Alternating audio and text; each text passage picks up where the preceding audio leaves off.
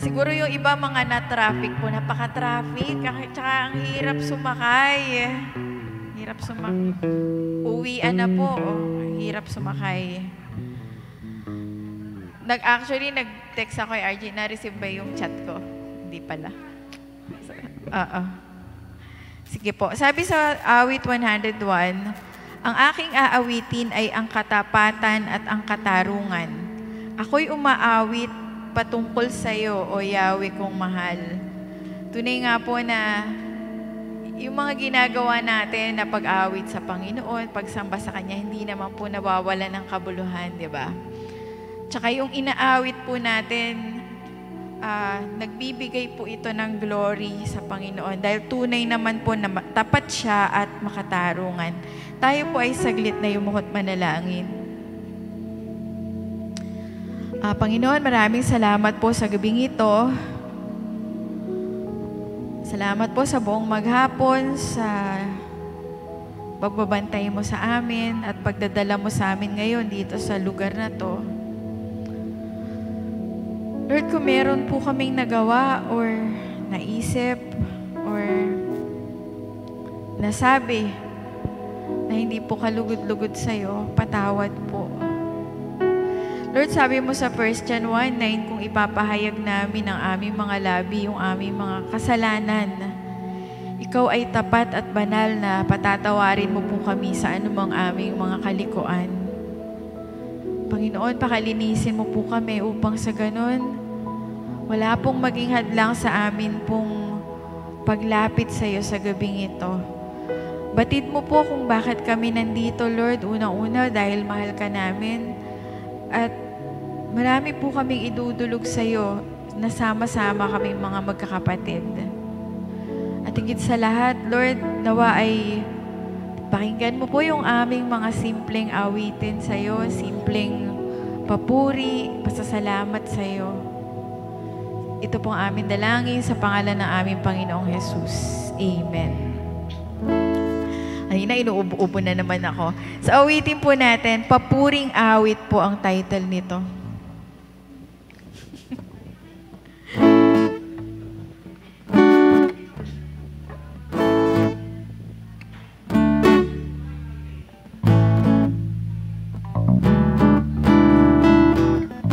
O dakila ang pag-ibig na ipinadama sa atin, kung kaya't siya'y dapat na purihin. At sa krus ipinakita ang dakilang pagtubos niya, ang lahat ibig niyang makasama.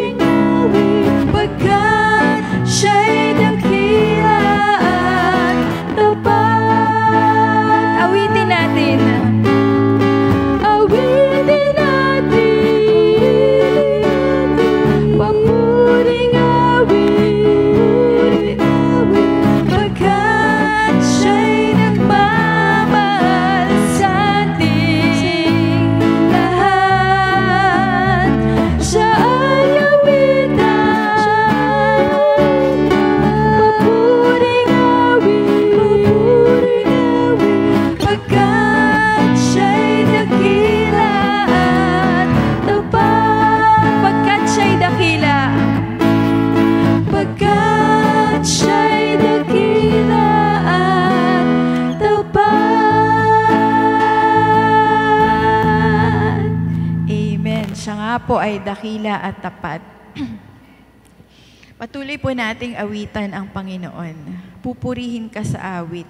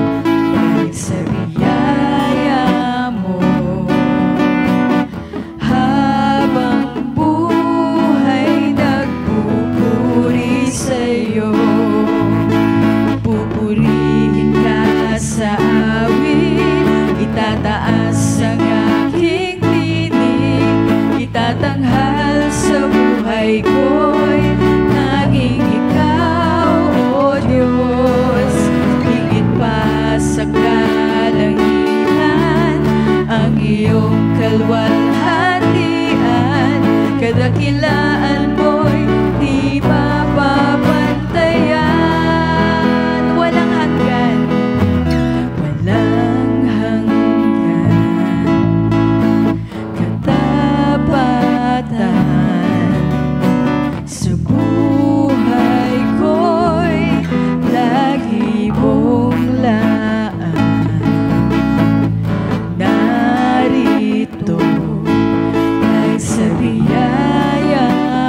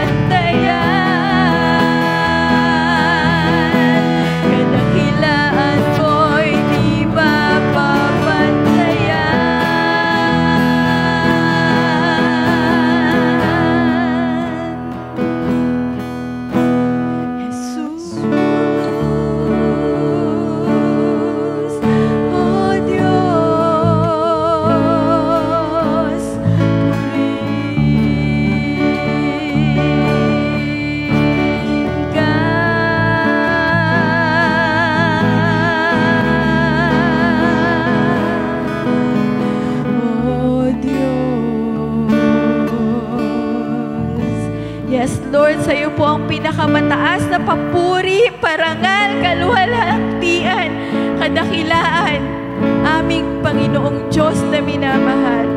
Amen. Amen. Sige po, makakaupo na po ang bawat isa. Sabi nga po dun sa awit natin kanina, itatanghal sa buhay ko'y tanging ikaw lamang. Sige nga po, paano po ba natin itatanghal? Paano po ba natin pararangalan ng Panginoon? Meron po bang gustong magparangal sa Panginoon ngayong gabi?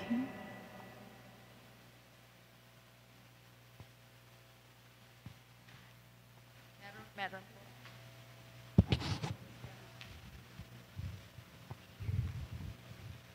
Gandang gabi po sa bawat isa sa atin. Ako yung nagpupuri at nagpapasalamat sa Panginoon dahil talagang siya ang nag-iingat sa atin katulad nga nung 2 bagyo na dumaan. Talagang awa ng Diyos, hindi talaga nung dumaan dito. Kasi parati kong inaano sa YouTube yung bagyo na yan. Awa ng Diyos. Ngayon na mataas na, hindi na kumano dito talaga sa atin. Kaya talagang napakabait ni Lord sa ating mga anak niya. Hindi niya talaga tayo pinababayaan. Kaya talagang napakabait niya sa atin. Kaya sa Diyos ang lahat ng papuri at pasasalamat sa pag-iingat niya sa atin. Baba.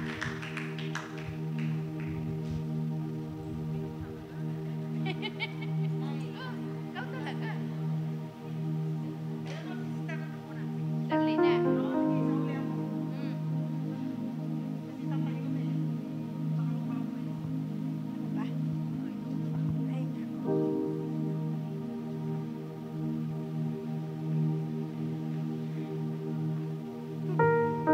Gabi sa lahat. Nagpapasalamat ako sa Panginoon. Dati malungkotin nga ako dahil alam ko na sabi ko sa sarili ko, lagi ako may nararamdaman. Ngayon, hindi na nga. Kasi sabi ko, ba't ba ako laging malulungkot kasama ko Panginoon. At saka lagi akong hindi na nagpapasama. Minsan hindi na ako nagpapasama. Sabi ko, Lord, samahan mo ako kasi ikaw ang Diyos, hindi mo ako iiwanan. Kaya kahit saan, kasama mo ako. Kaya yun, hindi na ako nalulungkot. Iniisip ko, lagi akong masaya dahil ang Diyos ang nagpapasaya sa akin. Dati, nagising ko pa lang sa umaga, naiiyak na ako. Pagtulog ko, naiiyak pa rin ako. Kung ano-ano naiisip ko, parang lagi na lang akong lumuluha. Sabi ko, ngayon, hindi na dahil may Diyos na ako. Lagi niya akong kasama. Sabi ko, Lord, kaya ko ba ito? Mamamalengke ko. Kaya ko ba mag-isa to? Baka hindi ko. Meko, sabi ko, may Diyos ako. Kasamahan ako nito. Alam, mas marami pa yung nabili ko. Baka kaya ko pala. Kasi, alam ko, sinasamahan niya ako. Lord, samahan mo ako. Kasi tatawid ako. Baka, samahan mo ako. Baka madapa o maano ako, samahan mo ako. Alam kong hindi mo ako pababayaan. Kahit ano ginagawa ko, kasamahan mo ako. Kaya nagpapasalamat ako sa Kanya. Dati, nalulungkot ako kahit nakakarinig pa rin ako ng salita ng Diyos. Pero, pag nalulungkot pa rin ako. Sabi ko, ay, may sakit. Pa rin. May nararamdaman ako. Ngayon, hindi ko na iniisip. Kasi, sabi ko, sakit lang to. Sakit lang to, may Diyos ako. Maraming salamat.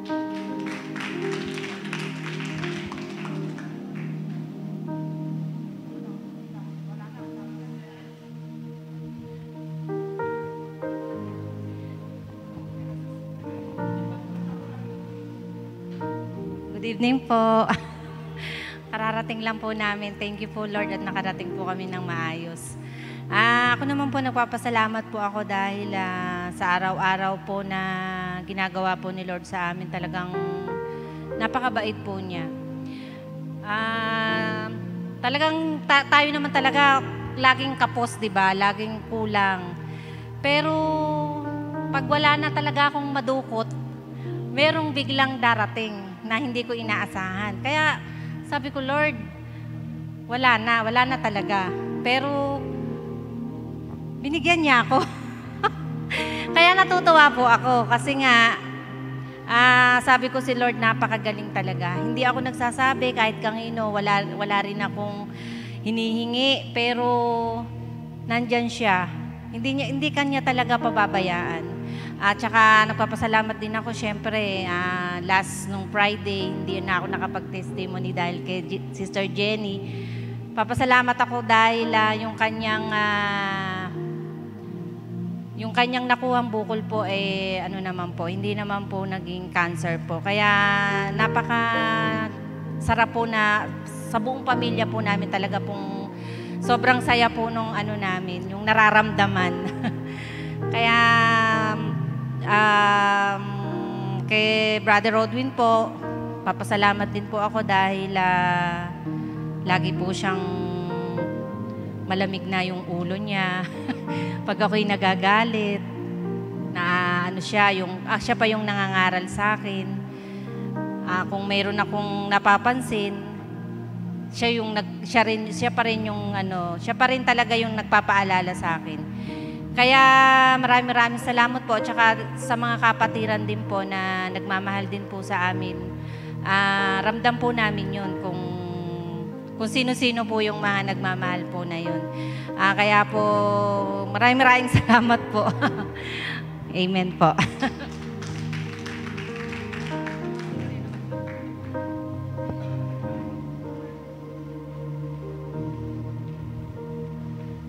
Magandang gabi po sa bawat isa. Ang totoo niyan, hindi naman talaga ako magte-testimony. Nahiyala ko si Sarana, sa akin niabot yung microphone. Pero, syempre, everyday, talagang marami tayong pagpapasalamat sa Panginoon. Una-una, yung magising ka nang wala kang, katulad ko, nag-iisa ako sa bahay. Wala akong nararamdaman kahit na safe na safe ako doon. Tapos, ang kaibahan pa nun, siyempre, iba, natatakot nga sa akin kasi ako daw nag-iisa. Baka daw ako kung ano daw mangyari o maramdaman ko. Pero sabi ko, hindi. Kasi may Diyos ako. Sabi ko gano'n. Although may inom ako ng pang-maintenance. Pero sabi ko, pag may Diyos ka sa buhay, hindi mo na kailangang matakot ka. At kung talagang doon ang punta natin, wala tayong magagawa doon. Sabi ko gano'n. Yun ang isang pinagpapasalamat ko ng maraming sa Panginoon. Tsaka yung may konti akong business, pero ang ikinatutuwa ko is wala naman ako na-expect na bibili. Wala akong na-expect na may darag ng pera, pero lahat yung dumarating. Kaya sa kabutihan ng Panginoon, maraming salamat sa Kanya kasi pinoprovide niya lahat-lahat. Thank you, Lord.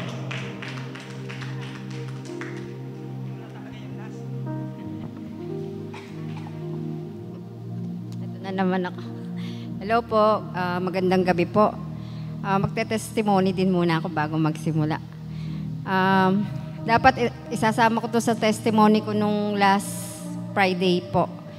Pero parang mahaba kasi yung testimony kaya hindi ko na din nasabi. Bago po kasi ko na-opera, tumaas yung sugar ko. Then nung tumaas po yung sugar ko, syempre pinababa muna ng doktor bago ko ma-opera. Tapos nagbabasa po kasi ko ng Bible Tapos sabi ko, parang yung mata ko lumabo. Sabi ko, Lord, paano ako magbabasa niyan? Nababasa ko yung Bible, yung word, kaso yung number, di ba maliliit yun? Hindi ko mabasa. Talagang lumabo. Sabi ko sa Lord, pagka nagba-Bible study ako pa naman yung laging pinagbabasa nila Sister Malu. Gustong-gusto ko naman yung ganun. Sabi ko, Lord, sana ibalik mo na yung dinaw ng mata ko. Tapos mga ilang araw, bumalik nga, napakalinaw na uli. Binalik niya, kaya ito nga, dala ko. Pero kung hindi ko mababasa yung number, hindi ko talaga dito babasahin. Kaya sabi ko, Lord, thank you, Lord. Kasi, imagine mo, kala ko nga malabo. Pero mga ilang araw akong nagtiis na binabasa. Nababasa ko siya, kaya lang yung number talaga hindi ko nakikita. Kaya sabi ko, Lord, sana ibalik mo yung dati kong paningin na malinaw. Kasi gusto ko nagbabasa sa Bible pagka may Bible study.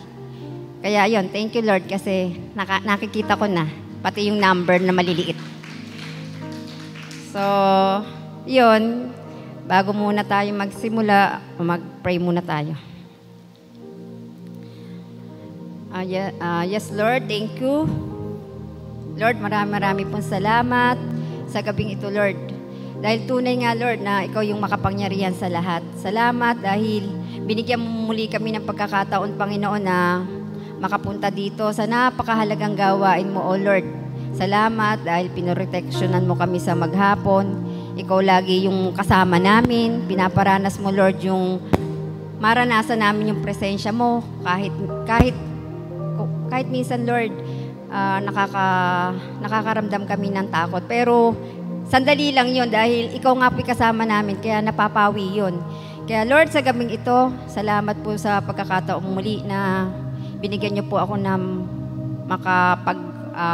makapag-lead ng prayer po, Panginoon, ng salita mo.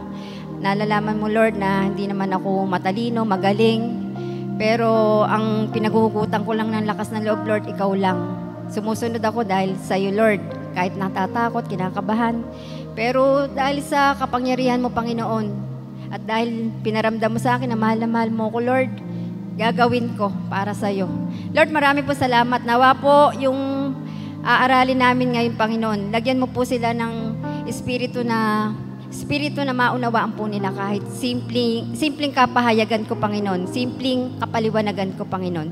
Nawa po ay maunawaan nila at matanim sa puso't isipan nila, Panginoon. Lord, maraming po salamat. At ngayon pa lang, nag-aalay ako ng papuri, pasasalamat sa makapangyarihang pangalan ni Jesus. Amen.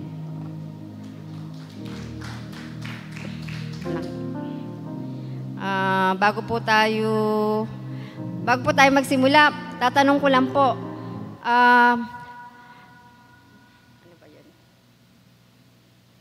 paano po ba natin ini-enjoy yung buhay natin sa maghapon o sa araw-araw?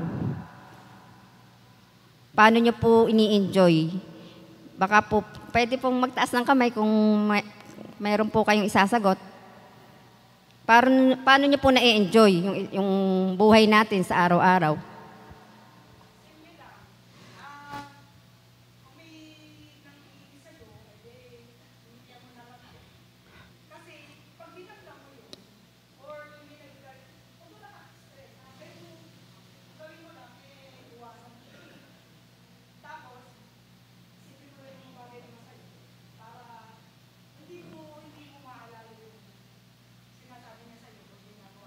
Opo. Yes. Sino pa po? Wala na po. Sige, para matapos na din. Matapos na din to. Sige, ang teksto po na ating pag-aaralan yung Pilipos 4 verse 4. Maiksi lang.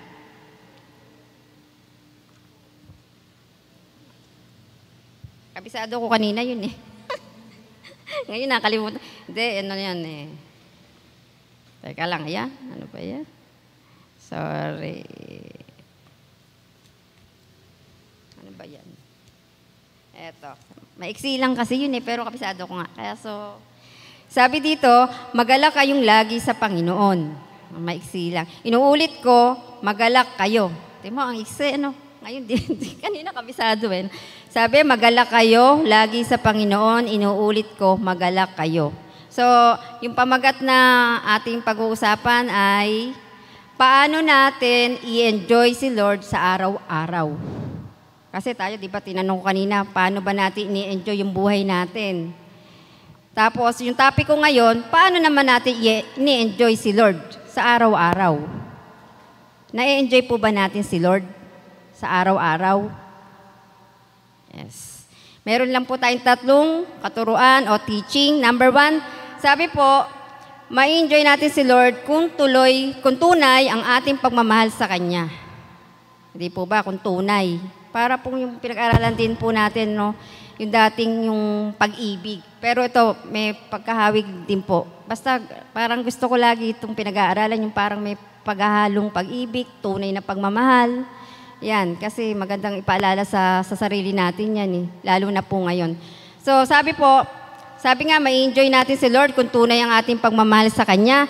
Halimbawa po, di natin ma-enjoy yung isang relasyon kung walang pagmamahal, di po ba?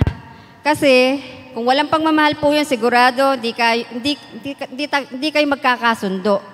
At laging mag-aaway dahil walang pagmamahal. Di po ba? Sa mag-asawa lang, sa mag-girlfriend, boyfriend, o kung sino man yung kasama nyo sa buhay, kung walang pagmamahal, paano kang mag-e-enjoy nun? Diba? Ngayon, kung mayroong pag-ibig, makikita po natin na mas magkakasundo. Ganon din po sa Diyos, mga kapatid. Kung tunay mong mahal si Lord, tuwing pupunta ka sa church, sa gawain, sa misyon, masaya kang ginagawa ito. Hindi mabigat sa loob, hindi dahil napipilitan ka lang, kundi dahil ito'y pagmamahal mo sa Diyos. Di po ba? Ang tunay na mahal si Jesus ay masaya siyang susundin ang kalooban ni Jesus. Open-minded, may teachable heart, submissive heart, lagi siyang available para sa gawain ng Panginoon. Kaya nga po, mababasa po natin sa John 14:15.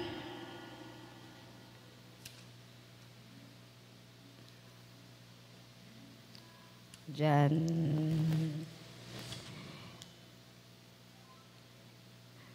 Kanina nakatupi ito eh. Tapos ngayon nawala itong mga tupi. John 14. Ano pa yan? Pasensya na kayo ah. John 14:15. Sabi nga po dito, kung iniibig nyo ako, tutuparin nyo ang aking mga utos. Diba? Alam nyo po, kung sumusunod lang tayo kay Jesus, dahil lang pinipilit ka ni pastor o ni pastora, nagalingan ka lang sa paliwanag, or dahil mayaman yung church, or dahil maraming member ang church, hindi mo pa rin ito ma-enjoy. Kasi kung doon ka lang naka-base o naka-focus. Si Lord kasi, pag wala po yung tunay na pagmamahal, pag nanghina ka, maaring nahirapan kang bumangon, at baka pa nga hindi ka makabangon. Dahil hindi yun totoong mahal mo talaga ang Lord. Di po ba? Alam nyo, pag ini-enjoy mo ang paglilingkod mo, masaya ka na ginagawa mo para sa Lord, kung tunay mo siyang mahal. Sabi nga po sa Mateo 22:37,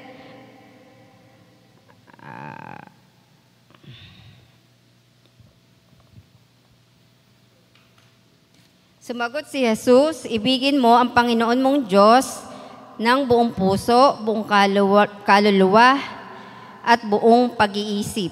So, dapat, para ma-enjoy mo si Lord sa araw-araw, dapat ma-enjoy natin si Lord kung kung mayroon tayong tunay na pagmamahal sa Kanya. Dapat buo, hindi half-half.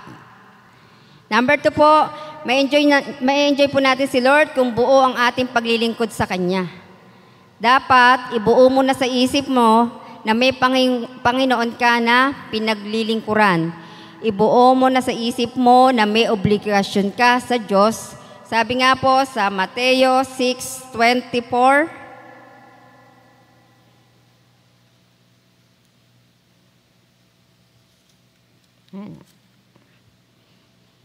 sabi po dito, walang aliping makakapaglingkod sa dalawang Panginoon, sapagkat kapopotan niya ang isa at iibigin ang ikalawa. Paglilingkuran ng tapat ang isa at hahamakin ang ikalawa.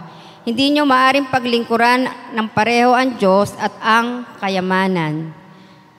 So, kaya kung ginawa mong Panginoon ang kayamanan mo, anumang kinakaabalahan mo sa buhay,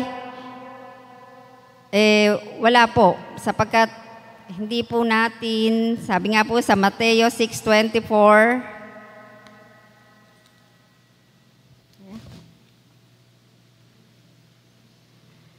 kaya nga po, kung ginawa mong Panginoong kayamanan mo, anumang kinabalahan mo sa buhay, sabi nga sa Mateo 6:24,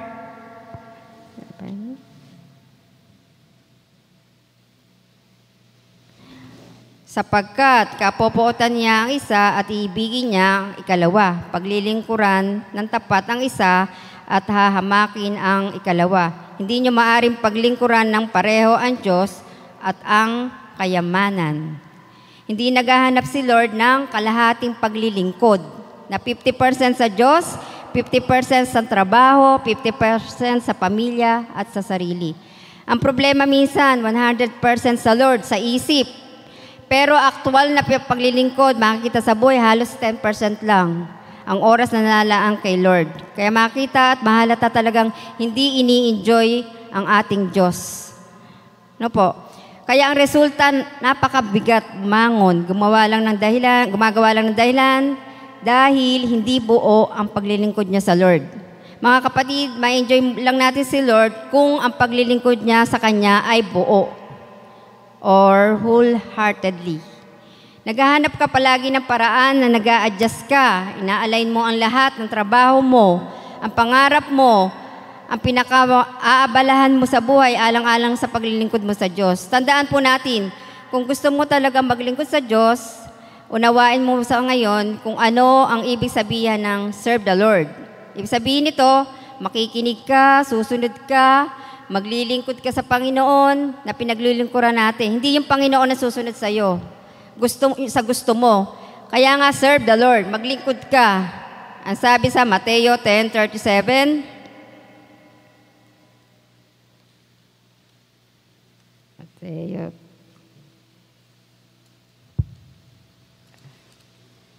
sabi niya, ang umiibig sa kanyang ama o ina na higit sa akin ay hindi karapat-dapat sa akin. Ang umiibig sa kanyang anak nang higit sa akin ay hindi karapat-dapat sa akin. Mahalaga pa rin na mas bigyan natin ng mataas na pagmamahal ng Diyos kaysa sa ating mga mahal sa buhay.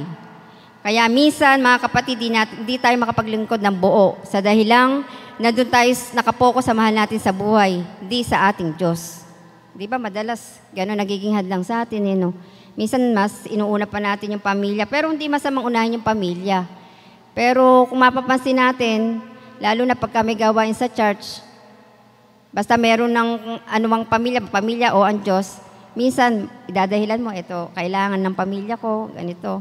Kaya dapat maalagay din paalala po natin sa isip natin na mas priority natin talaga ang Lord. Ayaw mo maglingkod ng buo dahil ang gusto mo lang yung naglilingkod ka sa labas, gusto mo maglingkod sa mga pangarap mo, sa mga iniisip mo, sa boss mo, doon ka nagpapakaanis. Doon mo binubuhos ang lahat. Kaya ang sabi ng Lord, sige, diyan ka na lang maglingkod, magpakahirap ka dyan. Gusto ng Panginoon, maglingkod tayo sa Kanya ng tapat. Kaya sabi sa awit 102, hindi ko pala naisulat dito yung with 100 verse 2.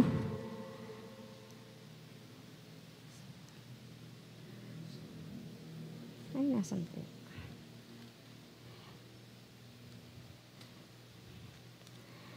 Ayan nga po. Tingnan nyo na lang po sa awit 102. Tapos yung number 3 po, sabi po, ma-enjoy natin si Lord kung pipiliin natin ang maging masaya sa presensya niya.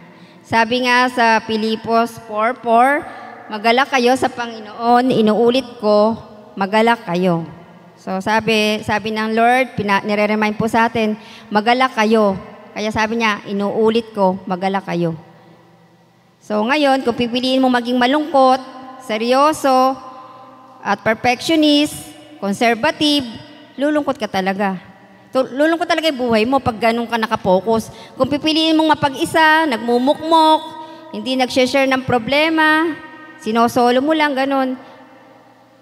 Dinidiliman mo yung buhay mo, lulungkot ka talaga. Sa paglilingkod natin sa Diyos, di naman kinakailangan dinumero ang galaw. Lagi ka lang seryoso kung ngumiti ka naman, minsan naman tumawa ka naman. Alam niyo po, good po yung doktrina sa church kung marunong kang magbalanse. Ang problema kasi minsan, pagalingan na po tayo sa doktrina, sa talino, sa theology, sa eschatology, pero nasa utak na lang, wala na po sa puso, wala nang pag-ibig, sa kapwa, puro na lang tayo batikos, critics, comments, prinsipyo, judgmental, perfectionist. Nakalimutan na yung pag-ibig, open heart, submissive heart, teachable heart, magpapasensya at magpasalamat at pakikipagkapwa. Yung iba nga nag-e-enjoy na sa prayer tapos ikaw, namimintas ka pa dahil ang gusto mo dapat ganito, ganyan. Ang iba naman nag-e-enjoy na sa pagbabasa ng Bible, pakikinig.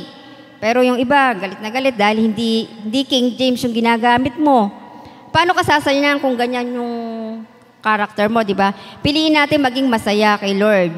Sa lahat ng klase ng paglilingkod, basta kaluluguran sa Diyos, gawin nating masayang puso.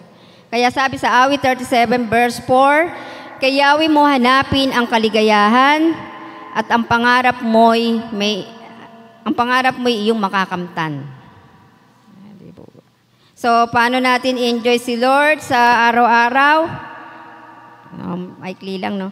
Number 1 po, ma-enjoy natin si Lord sa araw-araw kung tunay ang pagmamahal natin sa Kanya. So, dapat po tunay, hindi po siya peke, hindi po sa tao nakatingin, dapat po sa Diyos. Amen? May enjoy natin si Lord sa araw-araw kung buo ang ating paglilingkod sa Kanya. So, remind natin sa sarili natin, dapat buo, hindi yung minsan 50 lang, 30. Dapat buo po. Buo po yung paglilingkod. Ganun po ang para ma-enjoy natin si Lord. Number 3, ma-enjoy natin si Lord sa araw-araw kung pipiliin nating maging masaya sa presensya niya. Amen po. So, ang application po, mahalin po natin si Lord sa araw-araw, yung totoo pong pagmamahal, yung tunay. At yung pangalawa po, kung maglilingkod rin tayo, itodo na po natin yung paglilingkod natin sa Diyos. Siya po ang yung gawin natin first priority po para ma-enjoy natin si Lord. Yung pangatlo, dapat ipakita natin na hindi pabigat ang gawain, kundi isang privilege. Makapaglingkod sa Lord. At ang lagi piliin, maging magalak o masaya. Kaya nga sabi niya, maging magalak. Ano man sitwasyon, maging magalak tayo, masaya tayo. Yun, ganun lang po kasimple yung i-exhort ko ngayon dahil minsan nga nahiya po ako mag-exhort kasi hindi naman talaga ako magaling magturo. So, kaya lang, pagka inatasan ni Pastora, pag tinanggihan ko, parang si Lord na rin kasi tinanggihan ko. Kaya, ganun lang po kaiksi. Kaya salamat po sa inyo. Mag-pray na po tayo. Panginoon, dakilang Diyos na pinakamakapangyarihan sa lahat, Lord. Maraming pong salamat, Lord, sa gabing ito, Panginoon. Salamat dahil patuloy mo, Lord, akong binigyan ng tapang ng loob, lakas ng loob na makapagsalita sa gabing ito, Lord. Nawa, Panginoon, meron po silang maunawaan, kahit konti lang. Nawa, Lord, ay meron po silang maintindihan para malagay sa isip nila, sa puso nila, kung paano ka nila ma-enjoy, Lord. Nawa, Lord, ma-remind sa kanila na kung paano ka nila i-enjoy. Tulad po ng magkaroon sila ng tunay na pagmamahal sa iyo, Lord. At yung pangalawa, Lord, magkaroon ng buo yung pagmamahal niya sa iyo. At number 3 po, ay piliin po nila na maranasan nila, Panginoon, yung presensya mo, Panginoon. Lord, ano man ang sitwasyon namin, Panginoon, ikaw ang nakakabatid. Ikaw po ang nakakaalam kung bakit kami nandito, Lord. Nandito kami, Lord, hindi lang siguro sa blessing mo, Lord. Nandito kami dahil mahal namin kayo, Panginoon.